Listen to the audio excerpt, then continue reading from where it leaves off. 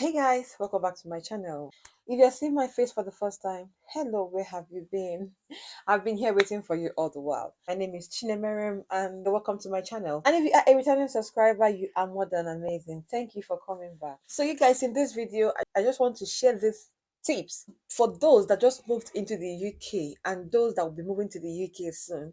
These are things you should know. See, in this country, if you are not informed, you will definitely be deformed. It takes information to survive here. And people come here and they make grievous mistakes that when they look back, they're like, wow. Now in this video, I'm just going to be saving you guys the stress. I know I may not cover every single aspect of what I should be telling you today, but I'm sure what I will say in this video would help some people to, make informed decisions once they move here. So first of all, and most importantly, things are currently getting too expensive in the UK, whether it's grocery, whether it's household items. So I'm going to advise you, if you want to shop, you should go to Primark, Matalan, TK Maxx. These are cheap shops where you can get clothing, your children's clothing, shoes, winter wears, and all are quite cheap.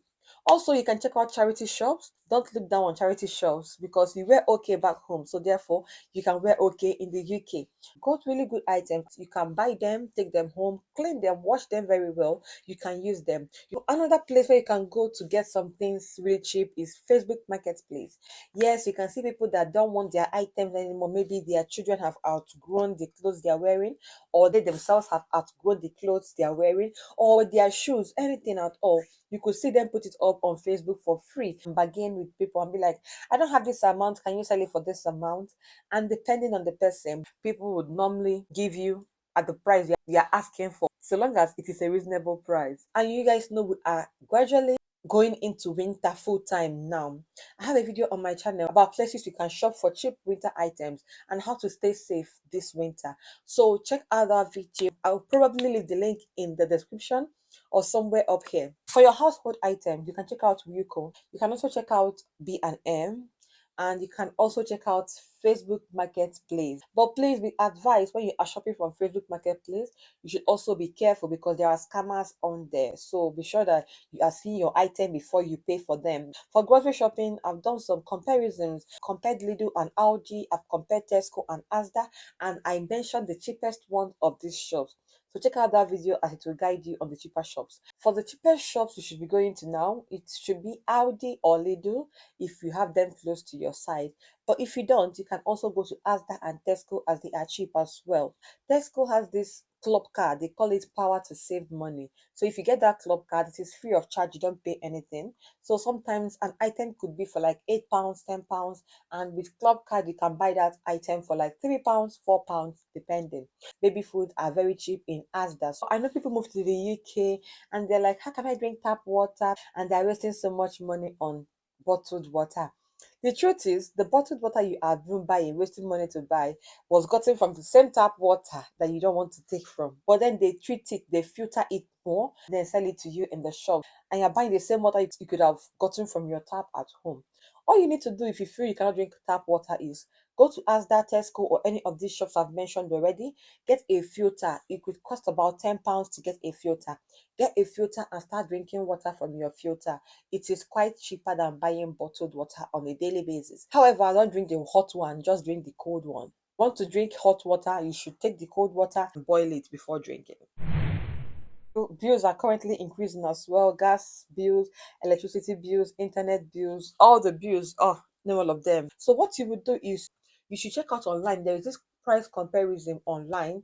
I've forgotten their name, but I should put it on the screen if I remember later on. So all you need to do is go online. They will just ask you some questions about the house, and they'll give you an estimate of how much you should be spending a month in your house, and they will also give you ideas on the cheapest options when it comes to your gas provider, electricity provider, and all in your area. Then try not to leave your lights on. If you've got kids like mine that just want to put the lights on for no reason at all, in the morning they are putting the lights on. When they put it on, just quietly put it off. And also try not to waste too much water, because remember, the water coming into your house, you are paying for it, and the one going out, you are also paying for it. So you are paying for every single drop of water you are wasting. Also, try not to burn your food too much because as you're burning the food, you're wasting gas, you're wasting energy, you're wasting so many things. And if you can, cook in bulk and then store them in the freezer so you don't have to cook every single day, thereby wasting gas every single day. But this advice, I'm not sure I'm actually abiding by it because I cook almost every single day. I love cooking. So, yeah. Now, let's talk about work. If you are here as a student, you know you are only allowed to work for only 20 hours a week. I would advise you, please kindly stick to these 20 hours a week. A lot of things are going on in this country right now, and you don't want to be found wanting. Any small thing can find you wanting. There are some people that have gotten their visas revoked. Some people have gotten their tier 2 visas rejected. That's because of people that worked more than 20 hours a week when they were in school. If you feel 20 hours a week is not enough for you, you can also maximize your work hours. Work more at night than during the day because night shifts tend to pay more than day shifts. Also, work more during the weekends than during the weekdays because weekend shifts pay more than weekday shifts. Look for sectors that pay really well. Security jobs pay well, NHS jobs pay well, hospital jobs pay well, construction jobs, they really pay well, but they may be stressful. Maximize your work hours. If you are here as a worker, you also have your work hours cap a week. You should also stick to it. If you are sponsored, you cannot work in fields outside your field. I don't know if that makes sense. So if you are sponsored to come here as a nurse and work, you can't just leave your nursing job to go and do maybe sales girl or sales boy jobs. No, you can only do the jobs in your line. Then for dependents, you can work as much as you want. But please, your health is very important as well. You should take care of your health. Don't just work. Take care of yourself as well. As a student, you can apply for your post-study work visa after graduation. It is 2 years for masters and undergraduate students, and it is 3 years for PhD students. You can also switch from tier 4 to tier 2 visa 3 months to the end of your program if you are doing a master's or undergraduate program. But if you're doing a PhD program, you can switch 1 year into your program. So if you get a job as a PhD student, you don't have to wait until 3 months to the end of your program to switch. You can switch as soon as possible, so long as you've spent 1 year in the UK studying. For transportation, if you are traveling to work almost every time, you could get a bus pass and that will be cheaper. But as a student, most schools will allow you use your ID card as your bus pass. So you don't have to pay extra money to go to school or to go to work if the bus is taking the route you are going to. However, it is not every bus you go to, you will just say, I'm a student, so this is my bus pass, and then you can go. No, it's only school buses that you can do that with. Maybe your workplace is very far, you can get a rail card. So when you are traveling to work via train, you could cut down the price of your ticket by 30%. And of course, get used to Google Map. Google Map will save you a lot of stress. Trust me. Just take a day and learn it. It will help you. It will save you stress, money, and so many things. Also, check your bus times, your train time, whatever you are using to go to work. You don't want to go out too early and be waiting, especially now that it is getting a bit cold. It's getting cold, not even a bit cold. It's getting really cold now. And by middle of November, December, January to get even colder. So yes, check your bus times and be sure that you are leaving home when you should be leaving home. Kids are entitled to 15 hours free school hours every week once they are 3 years old. Even kids that are 2 years old are also entitled to free 15 hours a week for school, regardless of your background, your immigration status. But there are some conditions to be met, and these conditions I'll leave on my screen. Now, this may not be detailed enough, but I've got a detailed video on my channel about this, about free school hours for kids. If you are pregnant or you are moving to the UK pregnant, congratulations. Childbirth in the UK is totally free of charge so long as you are on a legal visa, because that means that you must have paid for IHS. Normally, flu vaccines, prescriptions, dental care are not free, even if you've paid for NHS. But once you are pregnant, they'll be free for you until you have your baby. And also, you can go to your midwife and get your maternity exemption card. This card lets you go to the pharmacy and get your flu vaccines, prescriptions free of charge up to one year after delivery. So as a pregnant woman, you can be paid up to £6,000 a year after delivery. And trust me, it is not public funds. It is free of charge for you. But I won't really talk too much about this in this video because it is going to take so much time. So if you are interested, leave me a comment in the comment section and I will make a detailed video on this and every other thing in between. For British citizenship, Normally, having a child in the UK or bringing a child to the UK doesn't make him or her an automatic British citizen, except one or both of the parents are already citizens. But that child can also become a British citizen with time. There are so many conditions around this citizenship, and I can't really detail them in this video.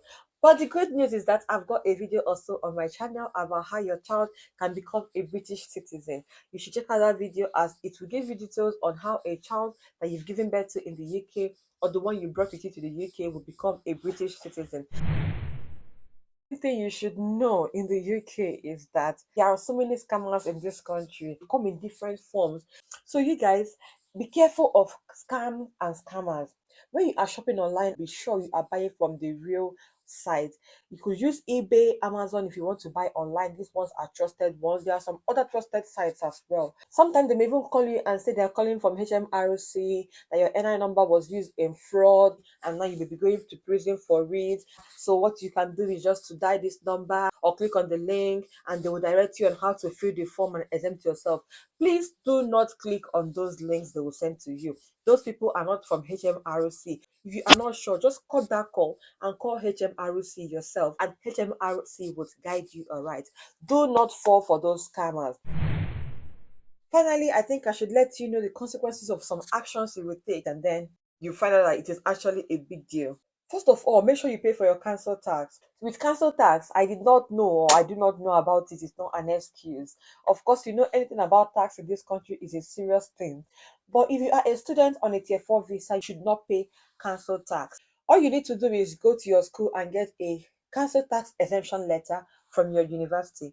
Then you can take that to the city council and tell them, well, I'm a student and I'm not allowed to pay council tax, even if you've got dependents that work full time. So long as you are on a tier 4 visa and your dependent is on a tier 4 dependent visa, you are not supposed to pay council tax. However, if you are on a tier 2 visa or any other visa category at all, you should ensure that you pay your council tax. If you are not paying it already, start now to pay. Your TV license as well. Some people will be like, well, I don't have TV in my house. I wouldn't pay for TV license. See, their own rule is that so long as you have laptop, have phones in your house, you should pay for TV license. And other bills as well, try and pay your bills as at when due. A very important point you should note is that if you are working as a carer, please be careful. Be careful. Report incidents as they happen. Anything that happens with the person you are taking care of, anything that happens at work or anything, don't keep it as a secret. Just report any incident that happens immediately it happens. Someone got himself into a hot soup at the moment and he's having jail terms. What did he do? Because he picked up someone from the floor, and some other things, that some other guidelines that he did not take. There are rules you should follow. So when you are working with someone, be careful about it. This doesn't apply to only care jobs. For any job at all you are doing, ensure you are reporting incidents as soon as they are happening. Try and watch your back. If you're going to a new place to work, like a carer, you're going to a new place to work, ask them how things are done. Even if you're going there as an agency carer and they're telling you, do this, do that, and open your mouth and say, well, this is my first time in this home. Don't pretend that you know it or you've been doing this job before. No, some homes have different rules. Tell them, see, I haven't worked here before. I don't know how the rules here work. Please tell me, how do I do it? If they are assigning you to go and take care of somebody, ask them if the person can be taken care of by only you, or you need an assistant to help you. You need someone to help you take care of the person. Ask them how the person feels. Ask questions. And if not, if you feel you cannot ask them questions, tell them, can I get his care plan so I can get to know him or her before taking care of him or her. This will help you know what to do and what not to do with that individual. Remember, you may not be able to bribe your way through in this country, so please be careful. Now, the next thing is that don't get on the train without paying. People have been deported for this reason, especially if you live in London and areas around London. Small, small things can lead to deportation in this country, as well as big, big things. Don't insult people. Don't talk to anybody anyhow. Anyone you see deserves some respect. Kids, adults, rest of them, they deserve some respect. So please respect everyone and anyone you see. Try and abide by the rules of the country, the rules of where you're working, the rules of your visa. All these things, abide by them. And then one thing I will tell you again is about relationship. If you came to the UK married or in a serious relationship, hold the relationship strong. It's very important. Then see, the easiest thing to lose in this country is a relationship. Yes, because everybody will be like, I've got the money, so what else do you want? The woman is working, the man is working, so I don't depend on you, don't depend on me, so what else do I need from you? And that's how this thing starts. So please, if you are in any relationship at all, whether you are married or you are about to get married, hold the relationship strong. See, let there be forgiveness, whether as a man, as a woman. This country is truly lonely. You can be lonely in this country. So imagine losing the only thing that can keep you company. People will tell you, ah, you are holding this one too much, oh, you are doing it too much. Let me do it too much, oh. And about holding relationships very strong, hold your relationship with God very strong as well. And another thing again is raising kids in this country. Raising kids in this country is very difficult. The most difficult thing to do in this country is to raise a child or to raise kids. And the easiest thing to lose is a relationship. See, raising kids in this country, if you're not holding God strong again, it is going to be a big deal. You know how we say in Nigeria that, like my local dialect, how we say it is that ofonya nwa. It means that one person does not train a child. However, in the UK, one person trains a child. Yes. If you are a single parent, you will train your child yourself or your children yourself. If you are a couple, you will train your kids yourself. Nobody is helping you. You even see your kids, they'll be doing something really meaningless outside, and everybody is watching them, and nobody will tell them, no, this is wrong. It is that difficult. Some Africans have also gotten used to it. They will see a fellow African child, misbehaving. They can't even say this or that. And you won't blame them. Why? Because some parents have gotten into the attitude of defending their kids over everything. So when you complain to them about their kids, they are like, oh, well, they will now feel like the auntie or the uncle complaining is trying to be a bit overboard. And they'll be like, well, that kind of a thing. So everybody is trying to mind his or her business. I think to an extent it is good. Protect your child, whether an auntie is complaining or an uncle is complaining about your child. It is your duty as well to protect the child, but at least not like protecting the child over and over and over again. If you keep getting some complaints about the child, you should ask the child questions, do one or two things and see if things are on track. So it is really difficult to raise kids in this country. And sometimes when anything happens and they take kids away from their parents, those kids hardly ever want to come back to their parents. You know why?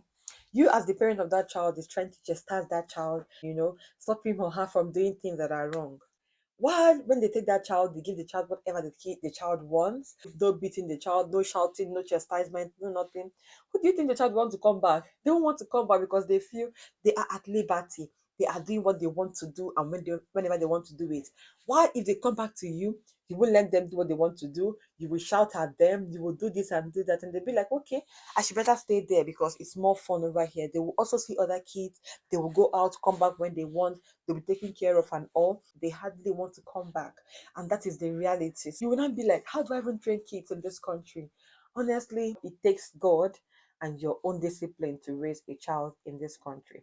Yes, go to God and then discipline yourself as well. Don't just give them the hands they want and however they want it. There should be boundaries.